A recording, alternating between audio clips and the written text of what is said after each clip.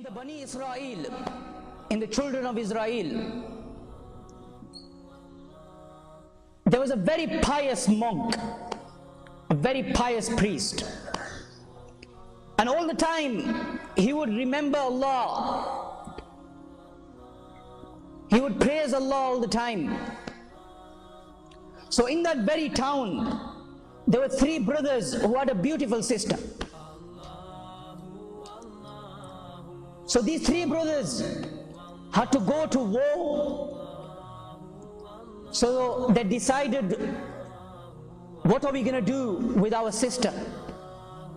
We are going to be out there for months and months. Who is going to look after our sister? So they decided that what we will do is that we will ask the monk. He is very pious, he is a very pious person. He'll take good care of our sister and there is no fear of any danger from him. So they go to this priest and they say to him, this monk, and they say to him that this is the reason why we are going to war. And we have our sister and we want you to look after her whilst we are away. So because this person was very pious, he says to them that I cannot do this. So they continue persuading him. And then shaytaan comes to the monk and he makes this idea sound and look very warming to him.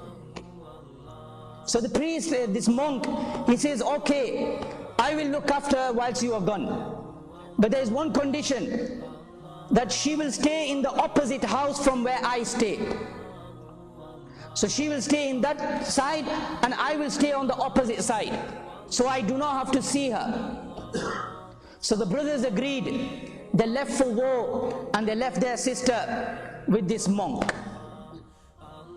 Now what would happen is every day when the monk would cook food, he would come out of his room, he would leave some food for this woman outside his door. Then he would shout to her and then he would close his own door. This woman would come out, she would pick her own food up and she would go into her home and start eating.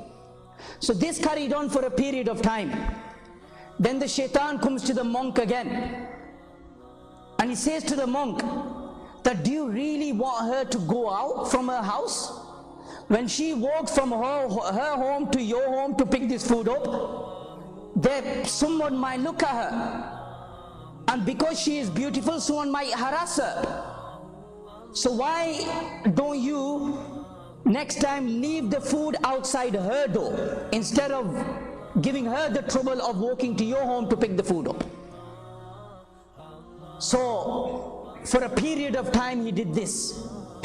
He would leave the food outside her home and she would open the door and she would eat her food.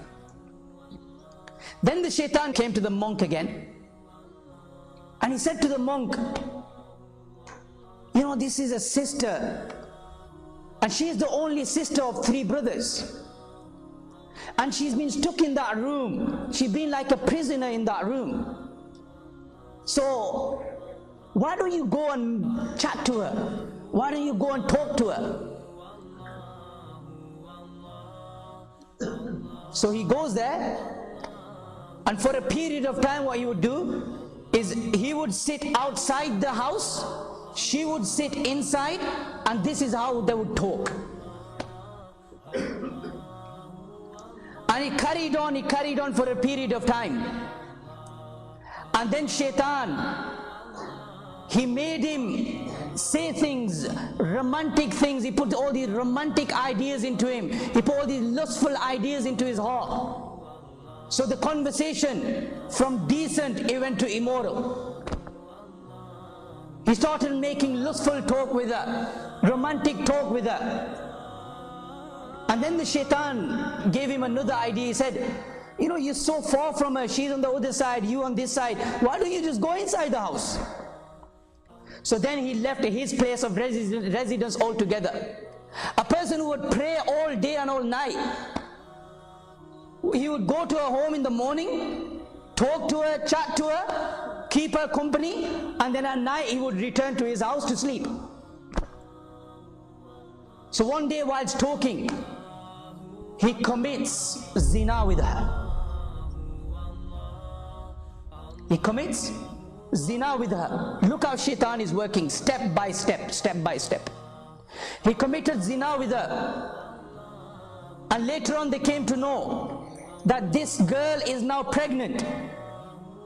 She's expecting. So this monk, he became very scared, that if these brothers, when they come back and they find out what I have done, then they're gonna kill me. So shaitan puts the idea in his head that murder her and then bury her, and when her brothers come back, say to them that she died of an illness. They've been away for months anyway, and then say to them that she died of an illness. So this is what he did. Whilst the child was still in the stomach, he buries her, killed her, and then buried her. And when the brothers came back, they asked him, where is our sister? So he said, well, she fell ill and she died, and I buried her, this is her grave. That night when these three brothers were asleep, shaitan came into their dreams, and shaitan had informed them of what had happened. So in the morning they went to the monk, and they said to him that, have you killed our sister? We have been informed in our dream that you have murdered our sister. He agrees to it. He admits it. So they take him to the local judge, who rules the death penalty, that this person, this monk, is now to be hanged. Now whilst he is before he is hanged, shaitan comes to this monk.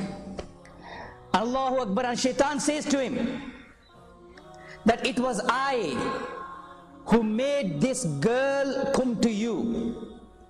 It was I who made you talk to her. It was I who made you commit zina with her. And it was I who made you kill her. And the only person who can save you now is me. Prostrate in front of me and I will save you. Now this monk, he had nowhere to go. So what does he do? He prostrates in front of shaitan. And once he had prostrated in front of shaitan, what does shaitan say to him? Mission accomplished. This is what I wanted. I wanted you to go into disbelief. I wanted you to become a disbeliever in Allah. I wanted you to bow down to worship shaitan. And I have accomplished my mission now. I cannot help you. Even shaitan went away from him.